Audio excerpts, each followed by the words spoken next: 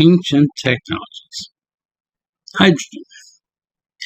Well, hydrogen in ancient times, right? I made a video previous to this, which has to do with electricity. That's an important detail, right? Ancient humans having access to electricity, or at least the knowledge of electrons. And what can they do with it? One thing they can do with it is electrolysis. So they can use it to run electricity through water and then separate the hydrogen from the oxygen and create hydrogen and oxygen, right? So I'll show some examples of that. Let's show that right off the bat. Okay, let's make some hydrogen. So we know this is water, it's plain water. H2O, hydrogen and oxygen. The molecules have hydrogen and oxygen. We're going to separate them into hydrogen gas and oxygen gas. Okay, so here's what we need. Water. Now I'm going to take this cup, and I'm going to take 2 of these metal thumbtacks. They want to be metal on both sides. And I'm just going to poke one in. There, popped it through. I'm going to take the other one and put it near it, but not touching. That should be good enough. See, it's not touching right there. Okay, now what I'm going to do is take my 9-volt battery. If I put it right there, then I'm connecting it to these 2 tacks inside, and we're going to do electrolysis on the water. So I'm going to take the water and pour it in. Now, if normal water doesn't, if it's really pure water, it's not going to conduct electricity. And notice, look, it's not even leaking. See, because the thumbtacks poke right through. So you can add something in there to make it a better conductor. Here's just normal table salt. That works well. Baking soda, that works really well too. So I'll just put some baking soda in there, which works a little bit better. Okay, so now I have baking soda. And now I'm going to take I'm going to hold it up here so you can see it. Let's look. Okay, watch the 2 things. And you can see the bubbles coming off, right?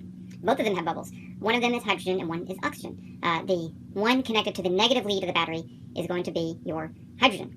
So you could then you see the bubbles up on the top, you could collect those into a bottle, and then you'd have hydrogen. You could collect the oxygen too, but there's already oxygen in the air. So you can see it's really going well now. That's pretty cool. So you're taking this 9-volt battery, you're using electrolysis on the water, separating the water into hydrogen, oxygen, and that's it. You got yourself some gases. So this is going to be Chris Dunn showing us his theory of chemicals being combined in the Queen's chamber, creating hydrogen gas. I believe the chemical coming in through the northern shaft was hydrated zinc, and the other chemical coming through the southern shaft and into the chamber was dilute hydrochloric acid. These are actually seen on the chamber walls. Dunn suggests that the 2 chemicals were poured down through the shafts and then mixed together inside the Queen's chamber, triggering combustion. This vessel represents the Queen's chamber. Into the tubes we're going to pour hydrated zinc and then hydrochloric acid. When you bring these 2 liquids together, a chemical reaction occurs, and a product of that chemical reaction is hydrogen. And you can see the vapor, the hydrogen, escaping through the chimney. And there you have the reaction. Dunn speculates that the hydrogen gas traveled from the Queen's chamber into the King's chamber. Then, the vibrations from the subterranean pool energized the hydrogen atoms into a microwave energy beam. Here I want to show that this image here was interesting that I saw down here. Let me zoom in. This one down here, which looks like a boat with a sun disk, right? But it also looks like there's these little spikes sticking out of the sun disk.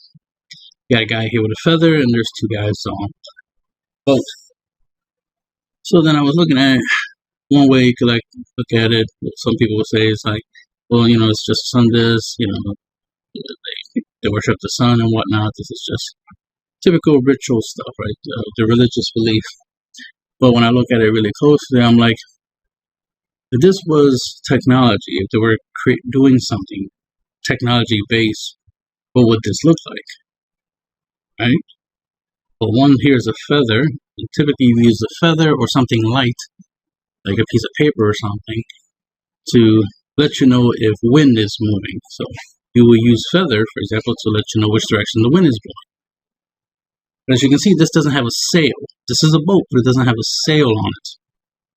Yet they have a feather, which could be used to, like I said, to determine the direction of the wind. But what if this right here, the sun disk, with different metals, one of them being gold, the other one potentially being silver, being combined to be able to use the sunlight to be able to move electrons from silver to gold and gold to silver, right? Create a little bit of electricity. And what would the usefulness of electricity out in the water would be? Well, electricity through water does an effect called electrolysis, which will create hydrogen and oxygen. And those are two gases. So the fact that you can use electricity to convert water into gases, right? Just like you can boil water and turn water into gas, right? And create a steam engine. This looks like it's an electrolysis engine, that they're using the power of the sun to help them create an electrolysis-like effect, which will separate the hydrogen from oxygen from water and create gas. That gas could be used, like I said, that gas can be used as fuel, right? Because you can burn it and it will combust. But you gotta be careful because hydrogen is very explosive, so you have to be very careful how to use it. But the fact that it's a gas and it's a really dense and strong, thick type of gas, you can use it to create pressure. You can use that gas pressure to push stuff like water, and you could potentially create a water pump that pumps water out the back. I'll show a slight example of that. You could just use water.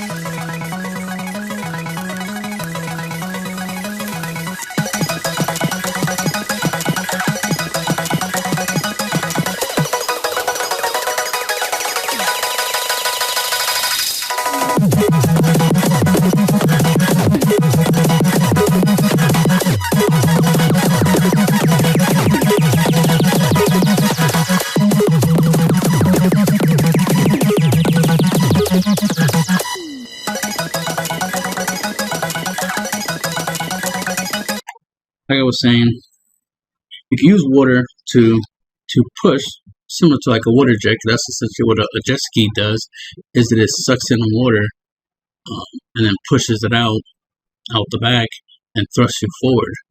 So it's a water jet, right? Water jet ski, as they call it. So that's how that works. A water jet ski works. Just a fancy water pump on a boat, right? And that wouldn't be surprising if they did the same thing here. But in this scenario, it would be using electrolysis, right? So they could create something like ion air, because if you're creating electricity and you're ionizing, right, you're electrifying air, just like you can electrify water, you're electrifying air, you create ionic wind. So here's an example of that. Oh, that thing is cooking. It's going. Look at that, there's even a wake behind it. This catamaran has 0 moving parts, no sails, and virtually no noise signature, yet it's fully maneuverable and moves under its own power, the power of 40,000 volts. Here's the deal, the era of motorized boats changed the world forever. With engines and propellers came the ability to travel independent of weather conditions while achieving velocities greater than wind alone. So I planned on designing a boat which used a different kind of propulsion, one which might be less powerful but is totally silent. Ionic thrust. So as you can see, there's a way to use electricity to electrify air, to be able to cause it to move.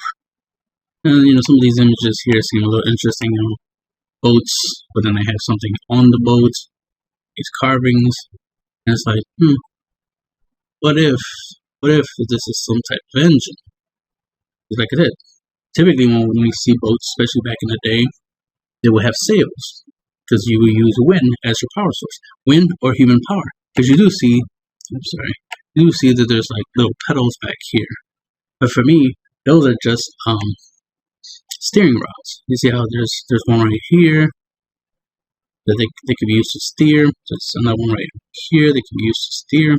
We have a person right here with a long stick, kind of like a gondola in Italy. Right, so, but the Nile River or the ocean is very deep. You won't be able to use a stick to make the boat move, especially if it's a big boat.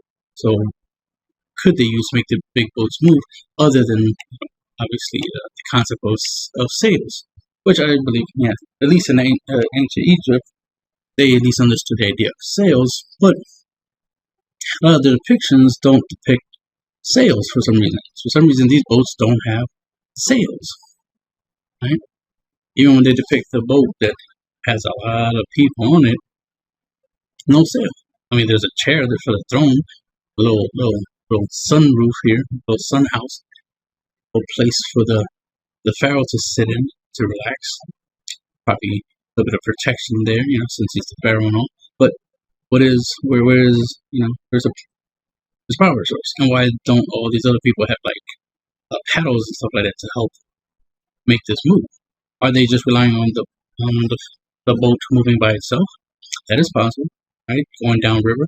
But if the river only goes, like the Nile River only goes down one direction, like it goes from north to south, how do you go back up north?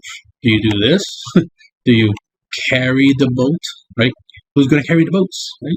Carry the boats and carry them back up, back to the Giza Plateau? Or are you going to have some way to go against the current and go upstream, go up the Nile to get back to Giza Plateau? I mean, modern day times, we use power boats in the Nile River. So clearly, you know, we need the power, right? We need power boats to go up and down much more effectively. So ancient humans should have required the same thing. And not just Egyptians, but just in general.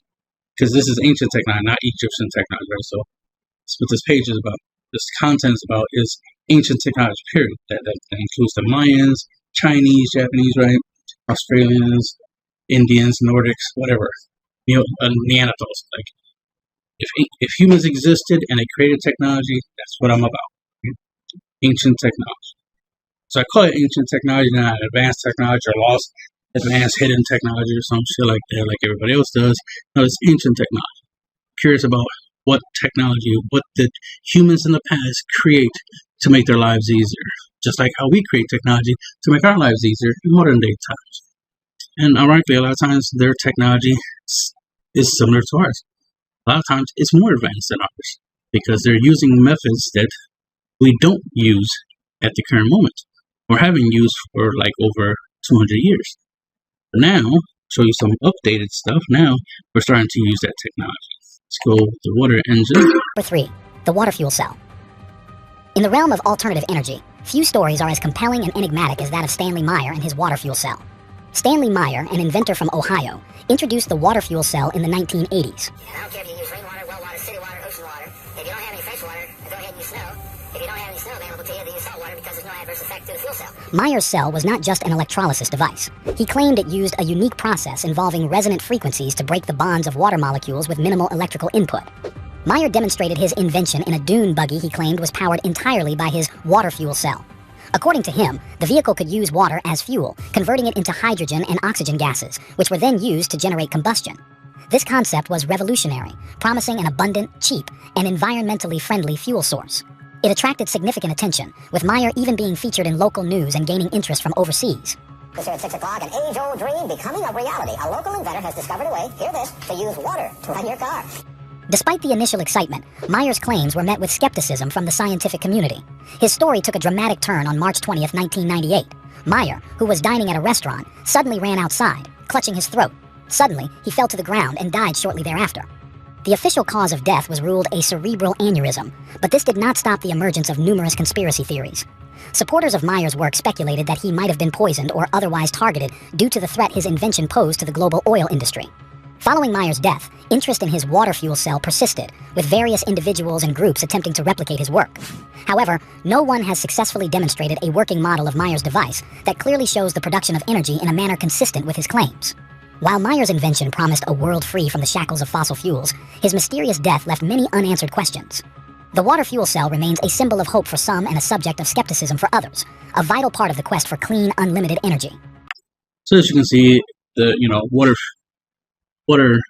cell using water as a fuel cell, right? Water as a power source.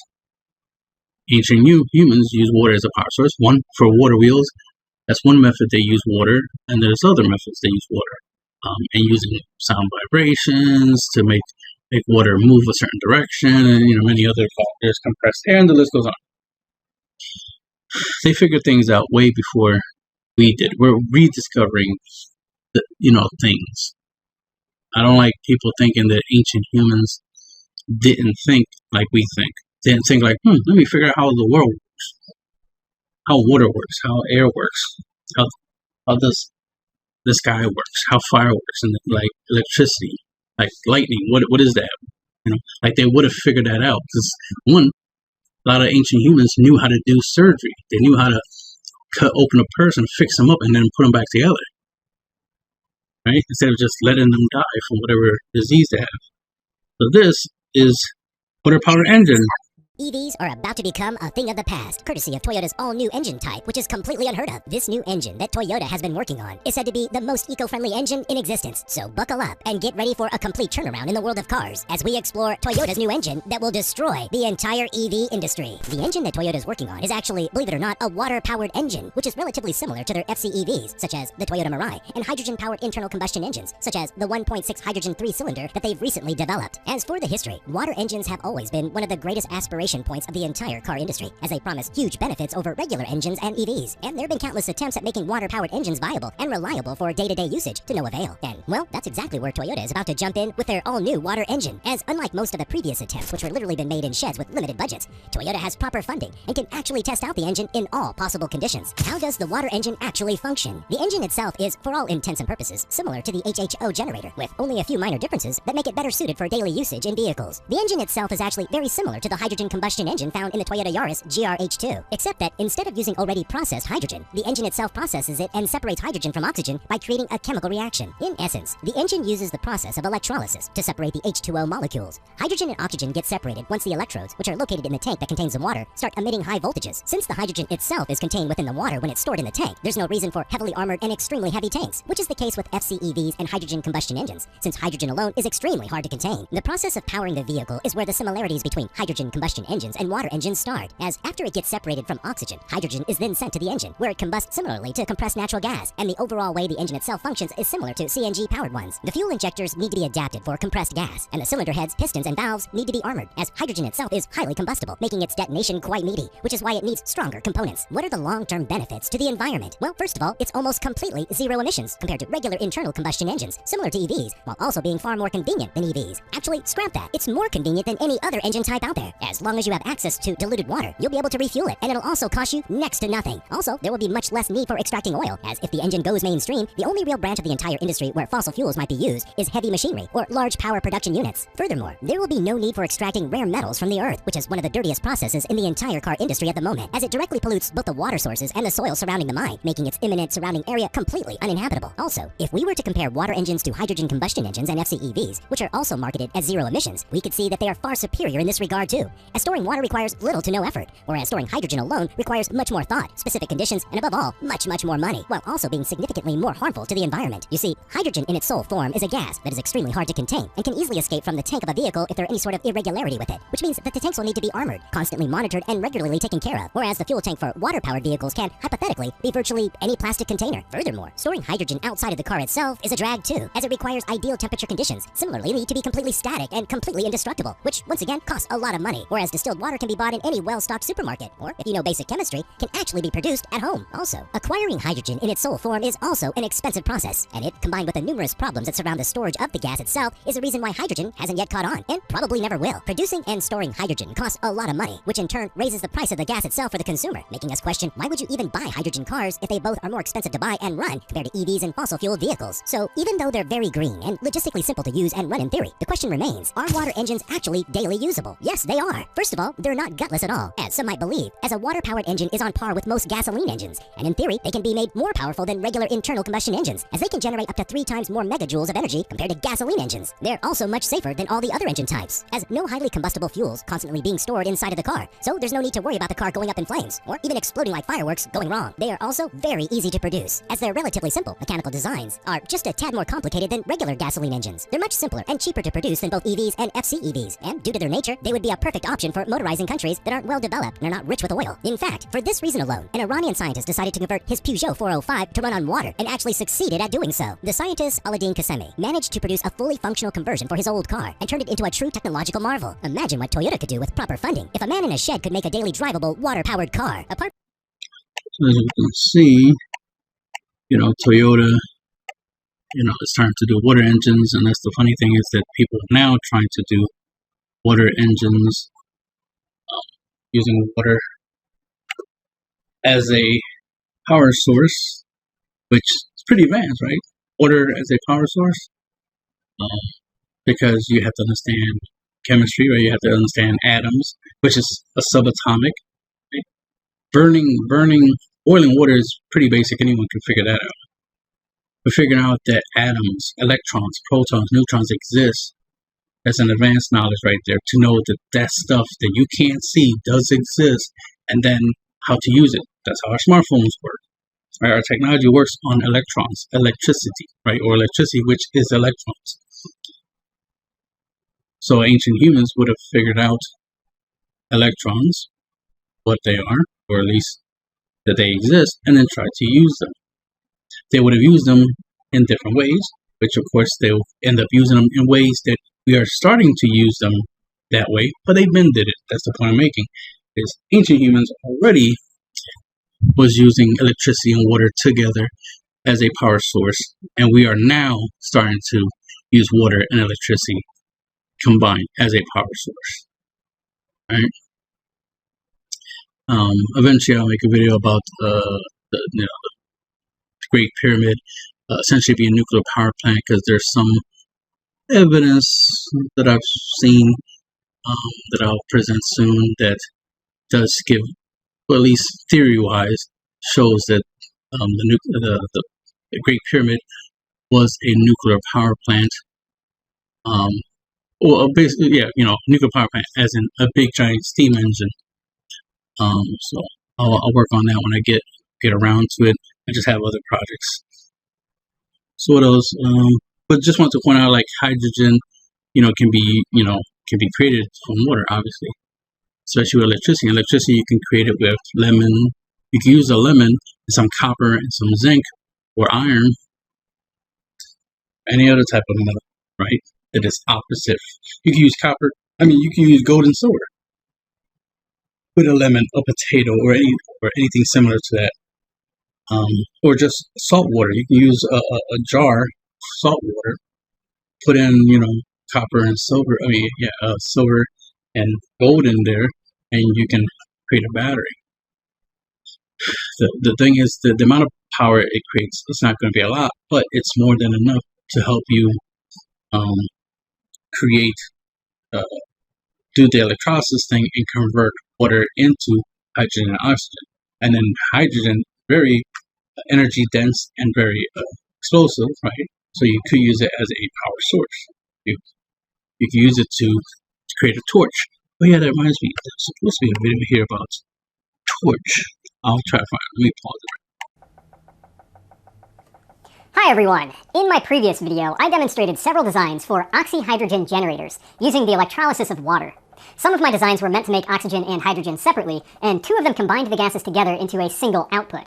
This is the more dangerous method for electrolysis because the combined mixture of oxygen and hydrogen is perfectly balanced for an explosive chemical reaction, which converts the 2 gases back into water in the form of very hot steam. In this video, I'll demonstrate one practical use for a combined output electrolysis device, that being a super hot oxyhydrogen torch that only requires water and electricity to run. This one uses about 35 watts to generate a small but extremely intense flame with temperatures exceeding 2,500 degrees Celsius. Almost certainly you'll not be able to see the flame from this distance, both because it's very small and also because an oxyhydrogen flame gives off almost no light in the visible spectrum. However, if I direct the flame at an object that does give off visible light when heated, you can get a sense of just how hot this flame is. Before I go further, this is not a project to be replicated at home. You've already seen how explosive an oxyhydrogen gas mixture is, and you can see I've surrounded my electrolysis device in a steel cage, with an extra piece of steel shielding me if anything goes wrong. This is the only way I felt safe enough to film this video, as this device could easily explode. I am also bubbling the gas through not 1, but 2 flashback arresters, which are meant to stop a flame from traveling from the torch through the rubber tubing and all the way back into the electrolysis device. When a flame travels backward, it should hit the surface of the water in these bottles, preventing it from traveling any further. If the first bottle doesn't work, I'm hoping the second one does. All that to say, this is an inherently dangerous project, not one to be played with lightly. So if you're coming from my earlier video on the subject of electrolysis, you'll recognize this as the first combined output electrolysis device that I made, using a stainless steel food container as the body, which doubles as the cathode or negative electrode, and a metal whisk packed with a stainless steel scouring pad as the positive anode. This is full of an electrolyte solution, plain water, and potassium hydroxide to make the water conductive, all powered by a 30-volt, 10-amp DC power supply. This setup draws 10 amps at about 3.6 volts, making the total power draw 36 watts.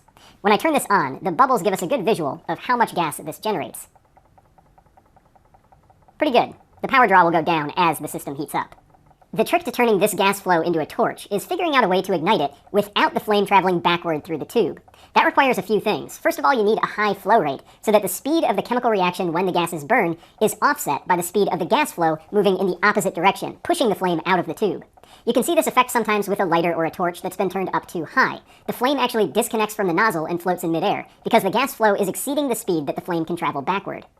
The easiest way to achieve a high flow rate is to use a very narrow tip on the torch, which forces the gas pressure to increase. Unfortunately, this effect by itself is not enough to prevent flashback for oxyhydrogen because the mixture burns so fast I could never make the pressure high enough to completely overcome it. The reaction is literally supersonic. By using a high flow rate as one part of the equation, the other way to keep the flame outside of the nozzle is to reduce the reaction temperature right at the nozzle tip. This requires using a nozzle material that can suck up some of the flame's heat and use the incoming gas flow to keep itself cool. By combining these two effects, it's possible to cause the oxyhydrogen flame to lose just enough energy if it backflows into the torch that it will not burn fast enough to overcome the gas flow. And so the flame stays outside of the tube where it can be put to use. In theory. So you get the idea that, creating the hydrogen gas and then using the gas to create a torch, right, to create fire at a high rate of burn, so that way you can torch things, which can be very useful. But the main thing for me when it comes to hydrogen and it being flammable is to use it as a way to create torches or lighting. Because how did they look in the ancient temples? How did they walk around at night in the ancient temples when the temples don't have windows? And then there's no lighting, right? So it's like, how do they walk around at night without light? Well, you would think it would just be torches or some type of oil lamp or something like that. But the thing is, it'll create soot because of burning carbon, right? Because you're burning a fuel. You're burning a fossil fuel, right? Burning a fossil fuel, there's carbon base, so it will emit carbon when you burn it. You know what doesn't emit carbon when you burn it? Hydrogen, especially because hydrogen and oxygen combined creates what? Water. Oh my God, just blew your mind with that. So that's something to keep in mind. So that's how you would light up temples without creating soot. So without messing up the ceilings and messing up the insides of walls of the temples, is by using hydrogen gas as a fuel for your light, your torches, for your lamps or whatever. Instead of instead of just fire and fuel, fossil fuel and fire.